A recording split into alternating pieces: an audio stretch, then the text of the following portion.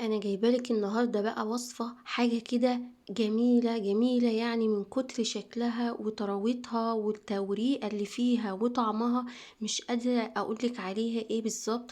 يعني بصي، ما شاء الله، في منتهى الجمال. شايفة التوريقة؟ شايفة من جوه عاملة ازاي، واخدة لون معايا. بصراحة حاجة كده تنفع معاكي فطار، تنفع معاكي عشاء، من كتر سهولتها وطعمها وحلاوتها معاكي. اولادك هيحبوها ويطلبوها منك كل شوية بصراحة. وحاجة كده مش مكلفة، يعني الكمية دي حوالي 13 واحدة بأربع كوبايات دي بس. حاجة كده في منتهى الجمال. شايفة ما شاء الله، واخدة لون معايا من فوق ومن تحت ومفرغة من جوه ومتورقة، ولا عجنت معايا ولا اي حاجة خالص. لو عايزة تعرفي الطريقة وانا عملتها ازاي، كملي بس معايا الفيديو للاخر، وهقولك على كل تركاية وكل تفصيلة فيها بالظبط، وازاي تطلعي الشكل ده كده، وازاي تخليها مورقة من جوه. يلا نبدأ مع بعض على طول، ونقول بسم الله ونصلي على الرسول. اللهم صل وسلم على سيدنا محمد. ازيكم حبايبي، عاملين ايه؟ يا رب تكونوا بخير. اقول لكم على مكوناتها، هي سهلة وبسيطة خالص ومش مكلفة. 4 كوبايات دقيق زي ما انت شايفة كده. معايا حوالي معلقتين سكر، وكيس خميرة. والطبق ده معايا حوالي يعني حتة زبدة كده بحرارة الغرفة، وبيضة، وكوباية لبن دافي، وممكن تخليه لبن على مية، مفيش اي مشكلة. وهاخد معلقة زيت بس. اول حاجة هنبدأ كده مع بعض، نجيب طبق فاضي عشان نحط فيه المكونات السايلة مع بعض اهو. هنجيب اول حاجة نحط اللبن، وقلنا اللبن ده بيبقى دافي مش من التلاجة، دافي يا جماعة عشان نساعد الخميرة اللي هي تنشط بسرعة عشان الجو ساقع. ودي حوالي معلقتين سكر. طبعا بيبقى معايا مضرب عادي اللي هو اليدوي ده، بقلب بيه عادي. لو متاح عندك عجان، مفيش اي مشكلة، حطيها في العجان. وهنا نزلت بكيس الخميرة وهقلبها كويس، عشان كل ده بيساعد على تنشيط الخميرة على طول، وتساعد معايا على خمرانها بسرعة، لان زي ما احنا قلنا الجو بيبقى ساقعة، فبتاخد معانا وقت، مش زي الصيف بتخمر بسرعة. هنا بقى بعد ما قلبتها كويس، هنزل بالبيضة معايا، بيضة كاملة. هقلبها كويس قوي، ويعني كده يعتبر مكوناتها خلصت. احط بقى معلقة زيت والدقيق، يعني حاجة سهلة وبسيطة، ومش شرط تعملي كيلو ولا 2، لا اعملي الكمية دي، يعني عملت معايا 13 واحدة. وبرضو عايزة تزودي على حسب عدد اسرتك، مفيش اي مشكلة. المهم الخطوات الاساسية. هنا بقى حوالي معلقة زيت نزلت بيها اهي، زيت عادي، زيت طعام، بس يكون ملوش ريحة وكده، ويكون نضيف، عشان طبعا العجينة تبقى حتة حلوة كده ومفيهاش اي حاجة. بعد كده بقى هنزل بالدقيق اهو. هنا بتأكد بس ان كل حاجة اختلطت مع بعض، وبعد كده انزل بالدقيق، اقلب تقليبة. وطبعا انا هستغنى عن المضرب اليدوي بقى، وهبدأ اعجن بايدي عشان احس بملمس العجينة، واشوف ايه كل حاجة معايا بالتفصيل. ويخليكي بس معايا الفيديو الاخر عشان تشوفي التركات والحاجات اللي فيها، هي اللي خلتها مورقة وجميلة وهشة وطرية. هبدأ بقى اعجن بايدي كده. وطبعا احنا زي ما قلنا اي عجينة، معجنات، فطاير، اي حاجة، حاولي تخليها فيها تلزيقة بسيطة. التلزيقة دي اللي بتخلي العجينة طرية وجميلة جدا معايا كده اهو. هلمها كلها زي ما انت شايفاها كده، ما تقلقيش خالص منها اهو. وهنا بقى لو وصلت لحد هنا، ما تنسينيش في اللايك والاشتراك في القناة وتفعلي الجرس عشان يوصلك كل جديد. ولو انت لسه جديدة معايا في القناة، انا رانيا، ودي قناتي بقدم فيها وصفات سهلة واقتصادية وعلى قد الايد. ولو انت معايا في القناة واعملي لايك وقولي لي كومنت حلو كده يشجعني من ايدك الجميل. هنا بقى بعد ما لميتها خالص اهي، انا يا جماعة بحب، لو انتوا عارفين طبعا بتتابعوني، انا على طول بحب ان انا اكمل العجينة على الرخامة عشان اخليها تاخد وتدي معايا واخدمها حلو كويس قوي. وهنا بقى اهو بلم كويس قوي اهو. وطبعا بختبرها زي ما احنا عارفين وقلنا قبل كده ان انا بختبرها ازاي. بجيب حتة كده وامسكها في ايدي وافردها بايدي، لقيتها قطعت معايا، ببدأ تاني اعجنها شوية كمان، لقيتها كويسة خلاص، يبقى كده تمام. طبعا اهو زي ما انت شايفة اتلمت ومفيش اي تلزيقة في الرخامة اهو.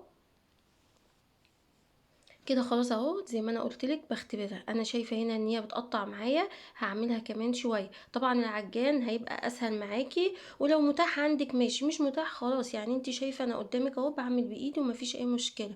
بس لو متاح عندك بيبقى اسهل واسرع طبعا، وبتحصلي على عجينه بسرعه.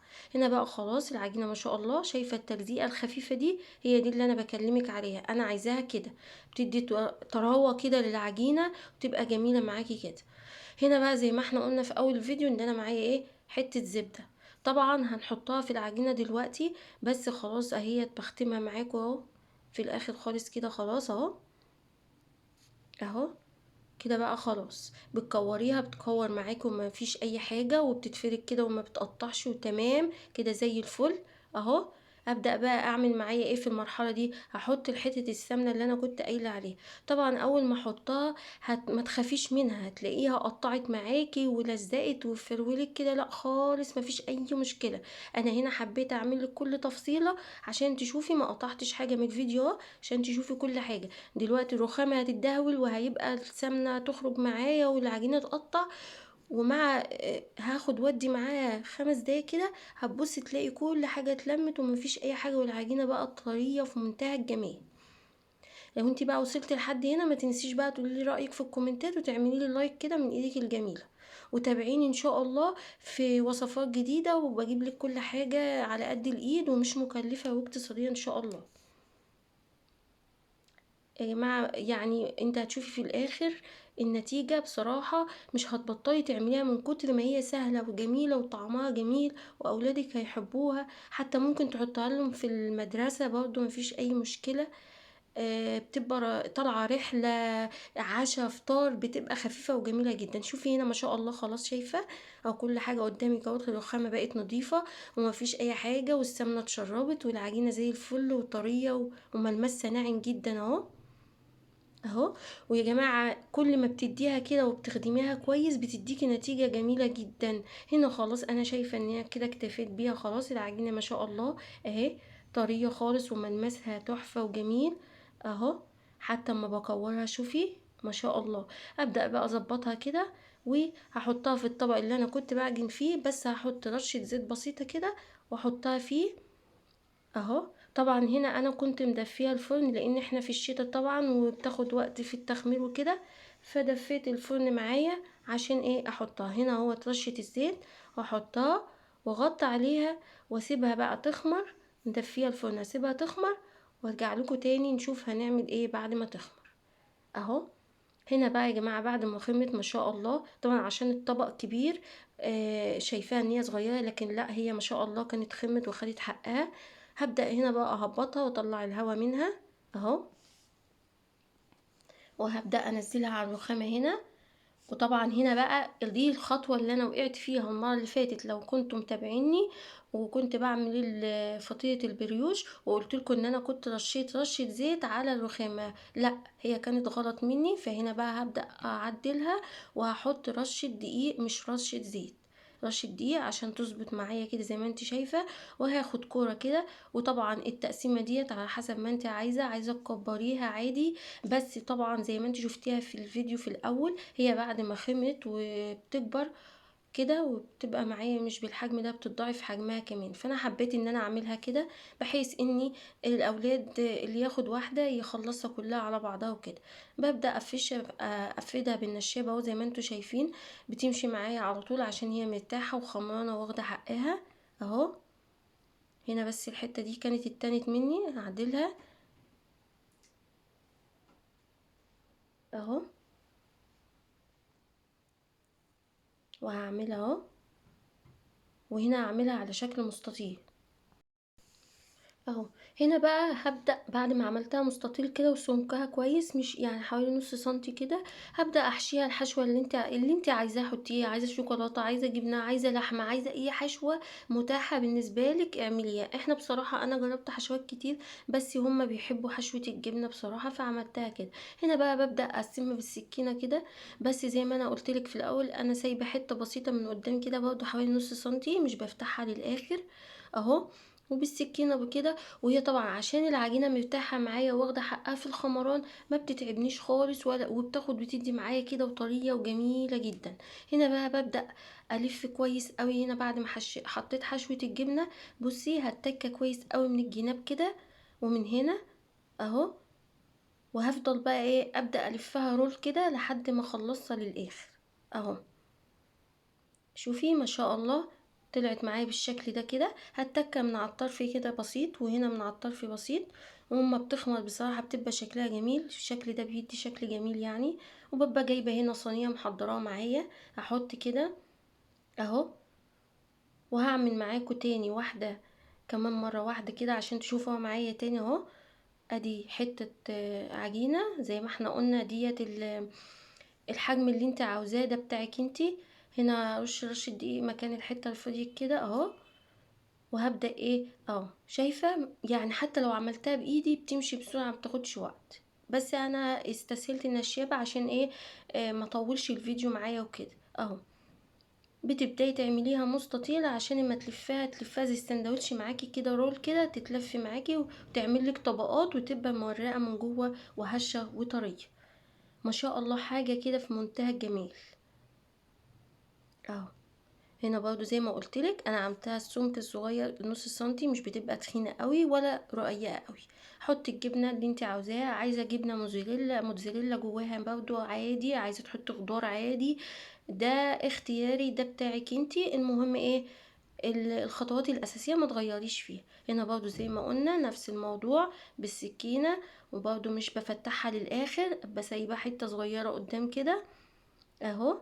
واعمل خطوط بالطول كده بس اهم حاجة هنا وانا بقفل التكة كويس، لان شوفي وانا بتكة كده خرجت حتة جبنة فشلتها واتكيت كويس. ده اللي انا بقولك عليه عشان اما تيجي تسويها الجبنة ما تسحش بره وتنحرق وكده بتلفي كده سهلة بسيطة. وعشان انت حاطه رشة دي تحت ما بتلزقش معاكي. وهنا عشان العجينة طرية وحلوة زي ما احنا قلنا واخدة حقها، ماشية جميلة جدا معايا. هنا بقى وانا بحط في الصينية مش هحطه جنب بعضه لان طبعا لسه هيضاعف حجمها، مش هتبقى كده. هنا بقى بعد ما خلصت الكميه دي كلها ما شاء الله، هسيبها شويه كده اغطيها بالفوطه واسيبها شويه ترتاح. احنا لازما ندي التخمير حقه. يعني اول مره بعد ما تعجنيها، بعد ما تلفيها وتسيبيها ترتاح شويه، وبعدين اما بتحطها في الفرن بتبدا تاني تتضاعف وتاخد حقها. هنا بعد ما انا اهي بعد ما ارتاحت شويه بقى، هنا يا جماعه انا بحب احط على الفطاير او اي حاجه مخبوزات عندي عشان اعمل لها الوش، ببقى جايبه بياض بيضه وحاطه معلقه صغيره كده زيت زيتون. حابه تحطي بيضه مع شويه لبن، بيضه بس اللي يريحك. بس انا جربت الطريقه دي ولقيتها بصراحه بتدي يعني تلميعه وبتوزع الحراره كده وبتوزع اللون كده تخليه جميل، وما بيبقاش فيها اي زفاره خالص. فطبعا دي براحتك، لبن مع بيض، لبن بس، بيض بيضة زي كده مع حبة زيتون، زيت زيتون زي ما تحبي تمام. بوزعها بقى بالفرشة عليها كلها كده اهو. طبعا هنا بقى انا كنت شغلت الفرن وهحط فيه الصينية على الشبكة كده في النص. طبعا زي ما انتوا شايفين الكمية دي احنا قلنا 13 واحدة، هيتضاعف حجمها دلوقتي وهوريكي دلوقتي المرحلة وهي في الفرن. هتشوفي معايا ما شاء الله بيتضاعف، شايفة بسم الله ما شاء الله. انا صورتها مرتين وهي في الفرن لانها اتضاعفت مرتين. يعني هنا كده كانت اول ما اتحطت بعدها ب5 دقايق بالظبط، رجعت تاني مفيش اهو شايفة هنا اتضاعف اكتر ما شاء الله. هنا بقى كانت دخلت في مرحلة السوى. هقفل بقى واسيبها تستوي براحتها واطلعها لك دلوقتي. ما شاء الله هتشوفي شكلها ولونها حاجة كده، بس شايفة بسم الله ما شاء الله بألف هنا بصراحة. شايفة الطراوة اللي فيها. بس انا هنا عشان كنت عايزة اصور الفيديو بصراحة كنت بصورها وهي لسه طالعة من الفرن، فمش عارفة اقطعها كويس واوريكي التوريقة اللي فيها والتفريغة كده، وتحسي ان هي لا مكتومة ولا اي حاجة. والجبنة ما شاء الله سايحة جواها، بصي حاجة كده تحفة. يعني والله العظيم هتجربيها وان شاء الله من كتر حلاوتها وجمالها مش بطلي تعمليها. شايفة بسم الله ما شاء الله. بس هنا كانت سخنة بصراحة لسه طالعة، شايفة اهي، ومفرغه من جوه وطعمها تحفه. ليه؟ لان كل حاجه واخده حقها في تسويتها، في خمرانها، في كل حاجه. شايفه اللون من تحت ومن فوق اهي، ما شاء الله، حاجه كده في منتهى الجمال. اهو شايفه هنا اهي، طريه وهشه ومورقه وحاجه كده تحفه. عايزه بقى لو انتي كده بقى تابعيني، وان شاء الله هعمل لك حاجات من دي كتير وعلى قد الايد، وولادك هيحبوها باذن الله. ولو وصلتي بقى لحد هنا متنسينيش بقى في اللايك والاشتراك في القناه وكومنت حلو من ايدك كده، وانتظروني في وصفه جديده وعلى قد الايد، واشوفكم على خير واسيبكم في حفظ الله. ادي واحده تانية كنت بفتحها لك اهو، اهو بس شايفه البخار طالع منها لسه، اساسا ما كانتش لسه بردت بصراحه. شايفه اهي، وبألف هنا وشفا اهو، ما شاء الله. ادي الكمية يا جماعة، 13 قطعة، عملتها من 4 كوبايات دقيق، حاجة كده تحفة. اشوفكم على خير، وانتظروني في وصفة جديدة، ومع السلامة.